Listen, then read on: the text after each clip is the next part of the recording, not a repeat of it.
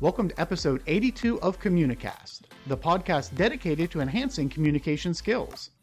I'm your host, Scott D'Amico, president of Communispond. Today, I'm thrilled to be joined by Amber Monroe, vice president of customer experience at Paradigm Senior Services. With over 15 years of experience in healthcare and customer success, Amber shares her unique insights on fostering empathy, adaptability, and meaningful connections in both personal and professional spaces.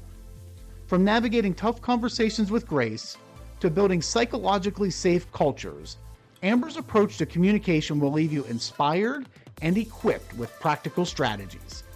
Get ready for an exciting conversation about transforming communication into a powerful tool for growth. Let's dive in. Amber, thank you so much for joining me today. Thank you so much for having me. I appreciate it. Glad to be here. Absolutely. Looking forward to our conversation. And to get us started, why don't you maybe tell the listeners just a little bit about you, your career journey, and the great work that you're doing today? Sure. I am currently serving as the Vice President of Customer Experience at Paradigm Senior Services. We predominantly support agency locations in the home care space, senior care. So my journey has been, it was definitely a mix of different things. I focused a lot on customer success, spent a lot of time in the healthcare industry over 15 years, and really hyper-focused on operational strategy. So I'm excited about this conversation because communication is near and dear to my heart. But I'm always focused on elevating customer experiences, finding opportunities to delight our customers, really making sure customers meet and achieve success. And I think that trickles down to the employee experience as well. You know, making sure that our employees feel empowered and supported. So I have done a lot of great, cool things in my career. So happy to be here. Fantastic. Yeah, you bring up a great point that I never really thought about that before, but in order to have that great customer experience, you likely need to have the good employee experience. It's going to be hard to have one without the other. So spot on there. As I think about customer experience, employee experience, kind of real, however you look at it, communication is going to play a big part in that, not only with how you're communicating with your customers, but how you're communicating internally, right? Making sure that everybody's on the same page, knows what's going on. And there's going to be lots of opportunities for communication. And as you think about throughout your career and perhaps some of the folks that you've interacted with that have been just really great communicators, right? Or if somebody has shared with you that, so-and-so has strong communication skills. It means something a little bit different to everyone, as I found from these conversations. So what does that term mean to you when you hear that somebody is a great communicator? I would say that to me, someone who's a great communicator is really someone that has the opportunity to really understand from another person's perspective, and really responding to the appropriate needs of the audience, whoever that is, whether that's a friend, a colleague, it's a client that you're working with. I think it has to do with your opportunity to really listen without the intention to respond, but like truly actively listening to understand, and really being emotionally intelligent, kind of the ability to read the room, know when someone's feeling uncomfortable, whether it's body language. And I think your ability to effectively communicate is so important and critical in business and in life. And I definitely think I've spent a large portion of my career working with customers. And so I've seen and spoke with every different variety of person. And I feel like, really at the end of the day, people want to feel heard. People want to feel valued. People want to feel appreciated. And I think those are things that are important when you're effectively a good communicator. Yeah, one of the things that I ultimately love about what I do is that it just spans so much, right? It impacts, as you mentioned, our personal lives, our professional lives. In essence, every interaction that you have throughout a given day, communication skills are going to play a big part in that and ultimately around the outcome of that interaction, whether it's going to be positive, negative, or neutral, however you look at it. Mhm. But yeah, the thing that I love most about these conversations is that when we think about communication, and I think a lot of folks, when they typically hear the term communication skills or they think of a good communicator, they're usually thinking about maybe the oratory part of it. Somebody has a Mm, great voice or a great mm, vocabulary or they can give a rousing speech. But as you pointed out there, everything that you mentioned there really doesn't have anything to do about kind of what's going out, so to speak, yeah, the output of it. It's the input from the yeah. communicator standpoint. I'm listening to what people are saying, truly listening and not just waiting for my turn to talk. I Mhm. am reading the room, so to speak, trying to pick up on body language. All of these things that as you take in the input, then you can process and ideally have an effective communication back. So I absolutely love that. This idea on really listening and taking stuff in before you communicate.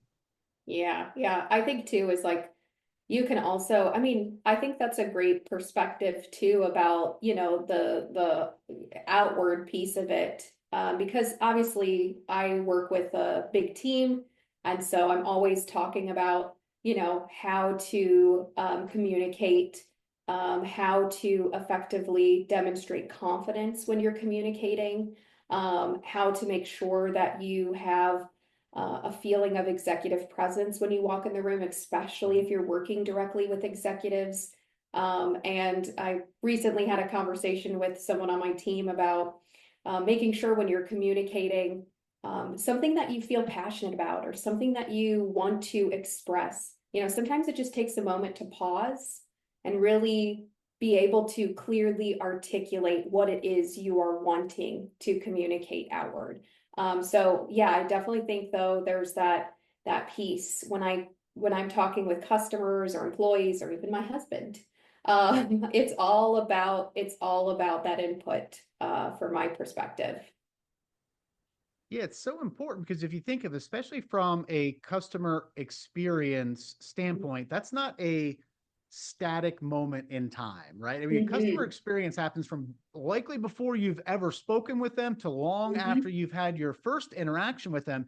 It is this full life cycle. So there are so many different things you need to think about when you are interacting with customers, whether it's verbiage on the website, the first person that they speak with, as you mentioned, do they have a presence about them? Do they come across as confident and knowledgeable and that they are listening and focused in on my needs and what's important to me and not just they have a script, they're going through it because they have to get this information out and That's then 90% of it's not relevant to me. So yeah. yeah, as you mentioned, just have that presence, pause. Big fan of the pause. It makes such a Mhm. huge impact on communication and then really focus in on what's important to your audience. Yeah. Agreed. Very much agreed. So, as you think of the workplace today, and whether it's specific to, say, customer experience or within the healthcare field or just more broadly, what are you seeing as some of the key communication skills that are necessary for people to not only be successful in their roles, but perhaps to try and grow throughout their organization? Yeah, I think a part of it has to do with, especially in the industry that I serve, our customer base is they're small business owners. They are working with some of the most vulnerable people in our entire country. And they have a lot of responsibility. It is thankless work sometimes. And so I think too is that it's I always kind of share this with cross-functionally across the organization that um, we treat people like people. We're in a business of relationships. We are in the business to clearly have a component of empathy. Most of the people that are here that work at Paradigm at the organization that I work at, we are driven by our hearts. We are tied so closely to our mission, and we really feel a focused effort on supporting our customers. They aren't just a number to us. And we really try to stop and pause when we're thinking about some of the service work that we do, to really make sure that we're always demonstrating a level of empathy, that we really understand the business model that our customers are in so we can understand the perspective. So yeah, I think those are key things. And I think too is, especially in the customer service, customer experience space, I always think that it's important to not take things personal, because it can be very, very easy in the space that we work in to take a customer's response to you as personal, Mhm. and immediately feel the need to get defensive or protect yourself. Um, and when you really peel back the layers, it's really about an unmet need. And if you can find an opportunity, even through the loudest voices, even through things like Google reviews or online reviews, if you can find the silver lining, I feel like people who are um, effectively communicating, or maybe not communicating effectively, but are Mhm. sharing their experience, are still opportunities for you to learn and grow, and learn something in your organization. But you have to be open, to that type of feedback, and you have to be receptive, and you have to be willing to not take it personal, because when you work in customer experience, if I were to take everything personal, I would probably be seeing my therapist more than I do today. So I think that's the important piece too, is that we are working with busy people. We have Mhm. no perspective on what they are dealing with, at home or financially, or at work, and that we should really navigate with grace, Mhm. and empathy as we're working with people.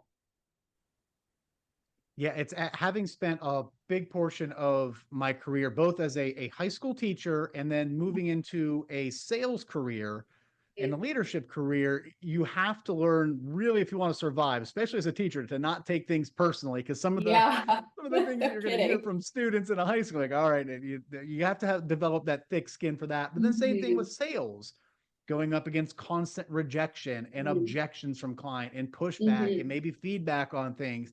Is to your point, I love that point. It's happening because there was some sort of unmet need. So mhm, for me, if I want to continue to grow and get better, I need to try and learn from that is, okay, what was that unmet need? And perhaps mhm. how did I miss it? And can I find a way to make sure that I discover for those things moving forward to try to avoid a repeat? So it's always important to figure out, never fun to get negative feedback about something, but how do you Yeah, learn? How do you try to turn it into ultimately a positive for yourself yeah, so that I can learn and do better next time? yeah, absolutely, absolutely. And bless you for teaching high school students. It was an interesting experience. I Interesting experience. bet. And one of the other things that you touched on is empathy. And I think a lot of people might not always connect empathy with a communication skill, but for me, it's a pretty powerful skill when it comes to communication, because when you're demonstrating empathy, ultimately what you're doing is you're putting yourself in that other person's perspective, like what we talked about earlier. You can't demonstrate empathy if you don't understand where somebody else is coming from. And you do that Mhm, through listening, asking questions, and once again, pausing, not necessarily mhm, focusing exactly on what you want to say, but really starting to think about that other person. And I think from a company perspective, where organizations want to get to that, ultimately it's to start at the top down, where you create that culture, where you communicate it, and the fact that your organization has a leader for customer experience, to me seems that speaks to creating this type of culture versus just focusing on sales and getting things into the door. But no, we want to make sure every step along the way that there is that positive experience with us. yeah, exactly. And I think too is that, we wouldn't have a business if we didn't have customers. And we wouldn't be able to take care of our customers if we didn't take care of our people first. And so I find that if you really pour into your people, your Mm-hmm. employees, your team, they will take care of your customers. And the more that you can do that, successfully, and build that psychologically safe culture where people are failing and making mistakes every day, and not, and recognizing that we can fail and we can make mistakes and it's okay, and it Mm-hmm. will be okay, and we can quickly pivot and we can quickly adjust. I always tell my team, I was like, if you're going to fail, fail fast, pivot quickly, and just pick right back up. because I don't want us to ponder and sit in that failure for too long where it starts chipping away at our confidence. Because when that happens too, we don't get we don't get the best version of our people. We don't get the best version of our team. And so, yeah, I think if you have the opportunity to really understand other people's perspectives, and it's hard. It is hard. It is really, really hard, especially if you are taking something personal or you feel personally attacked about something. It can be really hard to see it from another person's perspective. That's why there's always that rule of like, sometimes you just need to walk away, take a Mm-hmm. break, take a breath, gather your thoughts. Because, or if you have a difficult situation or a difficult conversation that you need to have, sometimes it's great to take that pause, take that time, deflate, make sure, you're coming at it from the perspective of fact and not the perspective of emotions too. So you really are getting the outcome that you want, or you have the most productive conversation too. One of the best things that you can do when you are having those, strong emotions and feelings in reaction to something is just simply just walk away from it for a moment. I've had that a number of times where I get an email, and the first time I read the email, I can feel the blood level Oh yeah. going up, a few notches. And I've made the mistake throughout my career, sometimes just firing back a quick Yeah. email. Yeah. But what I've We learned all is, have. as I've stepped away, come back, and on numerous occasions when I've came back with a clear mind and reread the email, I was like, oh, I read that wrong.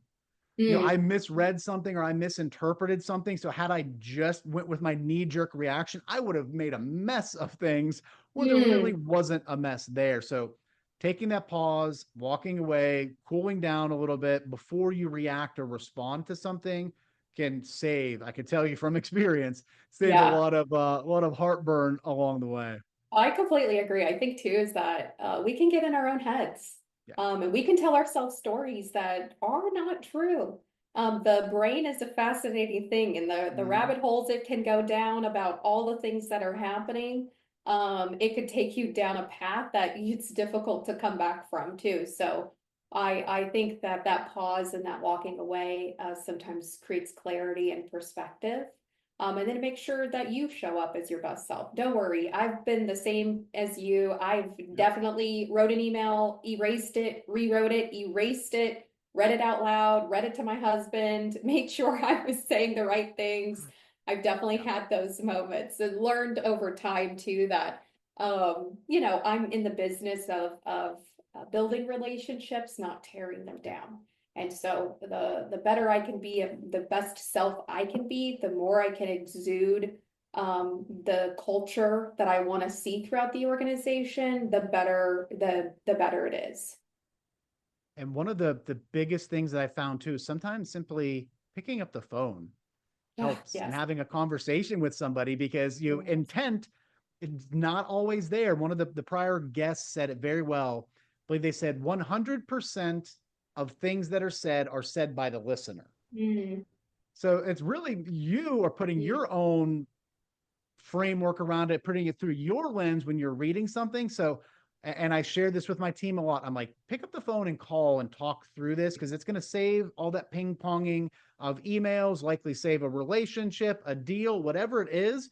Because as you mentioned, we don't know. We're creating all these stories mhm. in our mind. And I can tell you, especially from a salesperson perspective, when you get an email from a company, like, oh gosh, what do they mean by this? What is it Yeah. this? Then you start spiraling. Yes. Pause, maybe get some clarification, and then move it forward. Yep, I agree with you too. I think too is that, you know, uh we've gotten away from picking up the phone. We've Mm-hmm. gotten so accustomed and comfortable to hiding behind the keyboard to share our feelings about something or share a perspective about something, or we're afraid to share something in fear of, the impact it will have for Mm-hmm. someone else too. So I think it's so, so critical in business and in life to really have sometimes those difficult and hard conversations. And there's a way to do that with empathy, Mm-hmm. and there's a way to do that with tact, in a way that is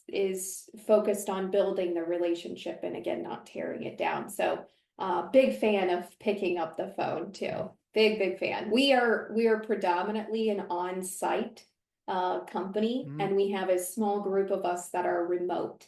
And so us remote folks sometimes don't know what's all happening and all the decisions that have been made in the Mhm. office. And so blending, an on-site culture and a remote culture together was it was a challenge Mhm. because it was, remote folks felt sometimes left out of the loop on certain things or and we have gotten so great and so much better with our communication across, Microsoft Teams or through email or picking up the phone or actually coming into the office because I think that's super important. I'm remote and it's important and for me to be physically present in the on-site office too because that's part of culture. That's part of building rapport with people and doing things sometimes outside of work, like dinners or one Mhm. of my team went out for pottery recently and I've never made pottery before, so it was a blast. It was so much fun. So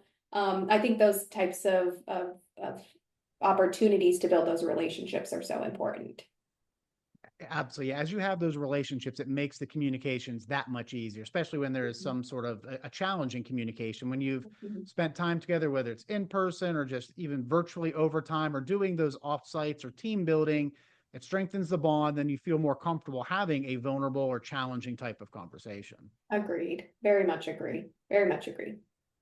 Amber, shifting gears a little bit, we've been talking about kind of the skills that maybe other folks need a little bit. If you think through your career and your experience and ultimately getting to the point where you are today in your career, if you had to drill it down, if I held you to it and say, what's kind of the one key communication skill that really stands out above others that have helped you to get to the success that you've had today? What would that be? Yeah, I think for me it's probably adaptability. It's having the flexibility to pivot and adjust. Because if I were doing the same things I was doing 10 years ago, I wouldn't have grown. I'm also a big fan of getting outside, doing things that make you uncomfortable. Like I'm a really big fan of that. I used to have like a serious fear of public speaking. And the only way I got out, which I think that's the number one fear Mm-hmm. before like anything else. And so I really had this big fear and I had a job that I worked at many years ago and my new boss, I was 2 weeks on the job and we were at a conference and we had to do a presentation. And thought I was going to watch my boss do the presentation. I was going to take notes. And he's like, oh no, we're doing this presentation together. 2 weeks on the job. I thought I was going to pass away. Like I thought this was the end. They're going to see that I am not equipped for this role. I think the imposter syndrome took over my brain at that moment. And I definitely was like, oh my goodness. And I did it with him and someone else from my team at the time.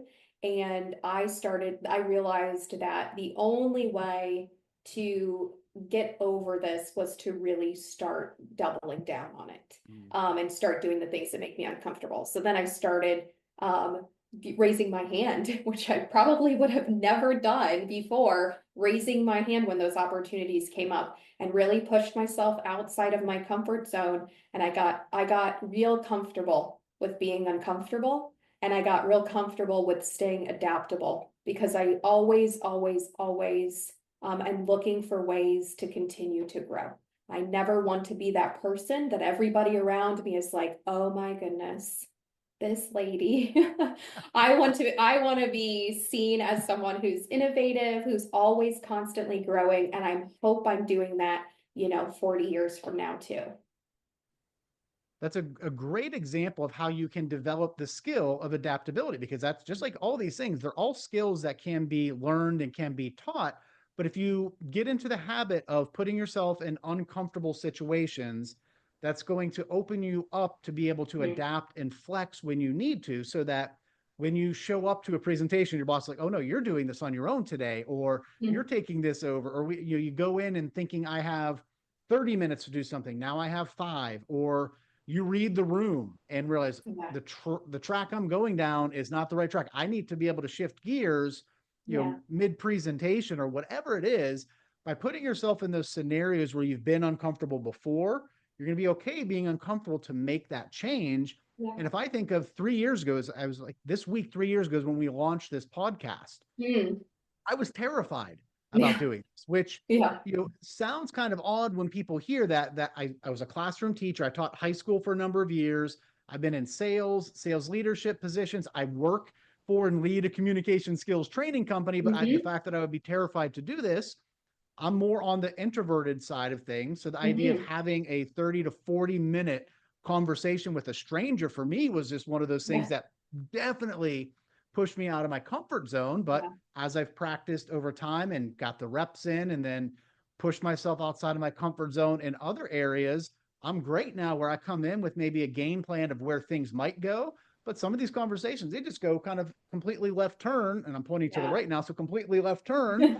And it's been fun and a great learning experience. And as you mentioned, it's helped me to continue to be adaptable and to learn new Yeah. things, which is fun. Yeah, I love that. I love that for you too. Because I feel like we all have those moments too. And I think too is you don't get to leadership, you don't get to executive leadership if you aren't willing to take some risks. If you're not willing to try new things that could totally fail. And Mhm. you hope you're doing it in a safe enough space where you can really pivot, adjust. But I've made a lot of mistakes too, and I just really want to continue to learn, grow, be the best version of myself, make an impact positively with people around me, and do things that sometimes are a little uncomfy. Mhm. And you can start small, right? You don't need to go Yeah. skydiving Yeah, tomorrow to do this. that's not on my list at Yeah, all, Scott. It is not same here. Me happening. neither. I'll be on the plane as long as I know it's going up and down and the Yes. windows and doors are not opening. Um, but yeah, I just remember years ago taking a course on innovation, the idea that innovation and creativity can be taught. And I was talking about this recently with someone, and one of the exercises they had us do was on the way home from your office or on the way home from wherever you're going, take a different route than you normally do. Maybe it's if you have Mm. a set walking route, or you go home, you go back and forth to the office, same route every day. Take a different route and just take note of what you observed. Mhm. And it was just kind of for as simple as an exercise it was, how eye-opening it was that there's just so many things out there that you don't notice or pay attention to Mhm. because you're kind of stuck in that same routine. So I encourage folks, if you're really wanting to focus on this skill, start with something like that. Take a different walk on or different route on your daily walk. Take a different ride to go pick your kids up from school or to the office, and just take note of what you observe. And as you start, oh my gosh, there's this great little restaurant over here, or I've never noticed that beautiful house over there, or whatever it is, it's going to start to train the brain to do things a little bit differently, which will help you when it comes to that adaptability. Oh, that's awesome. I'm gonna try that. I might try that with my kids too. There you go. Perfect. So, Amber, who has been someone from throughout your career that has had an influence on you and your communication style? Maybe something you've taken from them and perhaps made your own.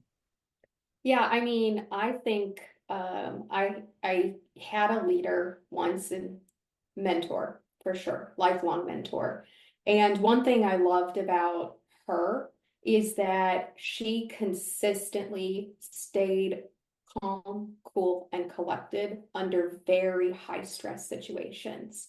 And that was something that I thought was uh, remarkable, something that I didn't see frequently. I didn't see that frequently when I was growing up.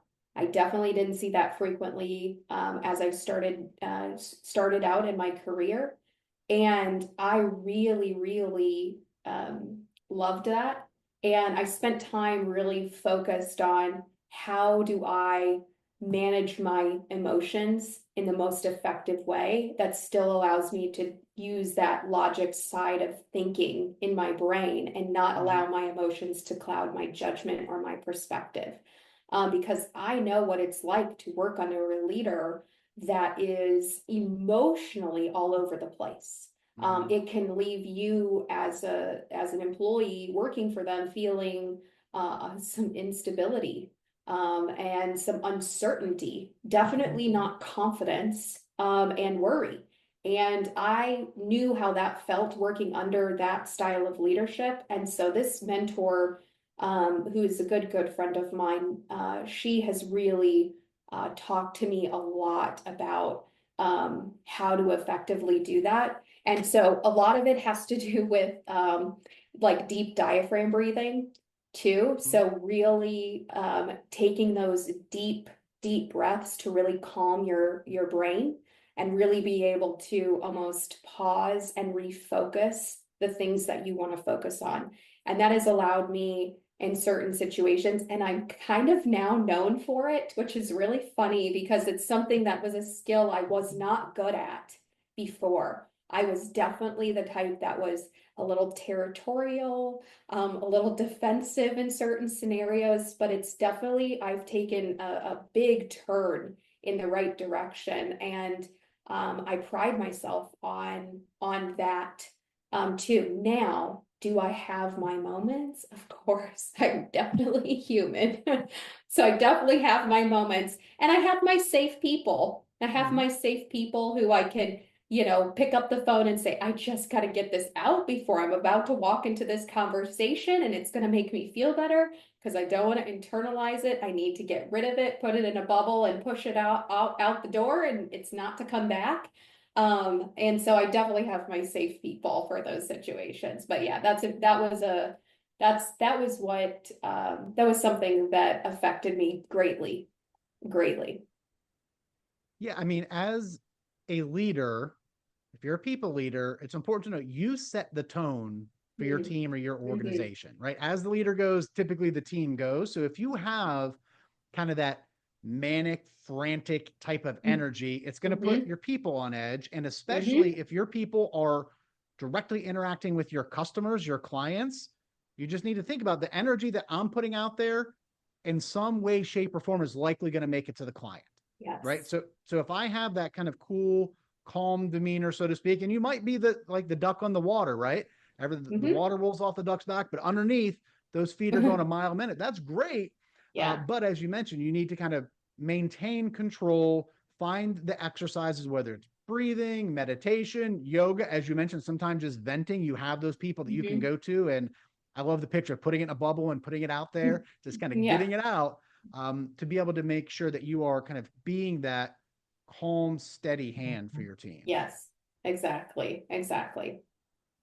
Amber, as we are wrapping up here, what piece of closing advice would you have for the folks listening to this? Really, just really in general around the importance of the skills that we talked about today and ultimately the impact that they can have on their Yeah. lives.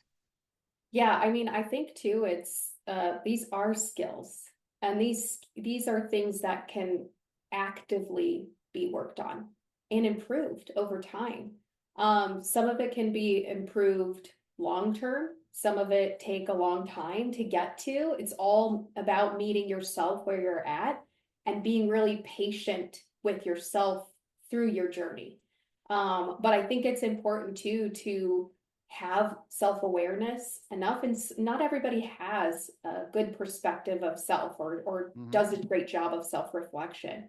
And if you're one of those people too, I think it's important that you find someone safe in your in your friend group that you could get some perspective, because I think that's important. How you show up with colleagues or with friends or in your relationships are all very important.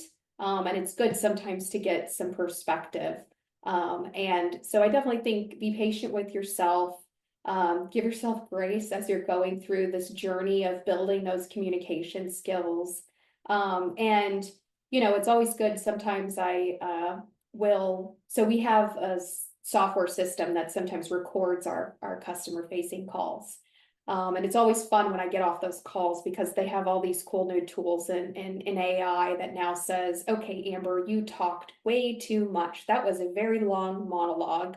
And it's funny because it gives me little tips and tricks to make sure that I correct it on the next conversation. And so it's really nice sometimes that perspective to recognize that we're all growing and we're all trying to do the best we can do and show up. But yeah, definitely give yourself grace as you're building these skills. Yeah, the self-awareness part is really key there. And as you mentioned, if you have somebody that you can go to, a trusted, colleague or friend, to start to get a little bit of that perspective. And if you're in meetings together, it could be before the meeting. Hey, will you kind of take note of how I'm showing up and maybe give me a few pieces of Yeah. advice afterwards? The other thing that I would say, it's very simple to do that if you don't have that, or you're not able to do that with somebody immediately, is if you're looking to develop self-awareness, pay attention to others. Pay Hmm. attention to how others are reacting when you are talking with them. Are you getting one word answers? Are they starting to shut down with their body language, or turn away, turn off, whatever it is? One of the best ways to develop that self-awareness is start to pay attention to others and how they are reacting to you. It'll kind of give you some cues. You might not know immediately what those cues mean, but eventually you'll start to pick up on the patterns, or even just Hmm. kind of look into it. But to develop the self, focus on others. Yeah, agreed. Very much agreed. Amber, thank you so much for joining me today. This was such a fun conversation. Really enjoyed it. Thank you again. I really hope you have a great rest of your day. Thank you so much. I appreciate it. It was great. And we're no longer strangers. We are no longer Exactly. Yes. strangers. Perfect. There we go. Awesome. Have a good one. You too. You too. Special thanks again to my guest, Amber Monroe. From the importance of empathy to mastering adaptability, Amber shared invaluable lessons that we can all apply to enhance our communication and leadership skills. As we close this episode, remember that mastering communication is a continuous journey. Make sure to stay connected with Communicast by subscribing so you can benefit from conversations with future guests. If you found value in today's episode, I'd be grateful for your support. Leaving a rating or review is a fantastic way to let us know the impact this show has had on you. Thanks, and have a great day.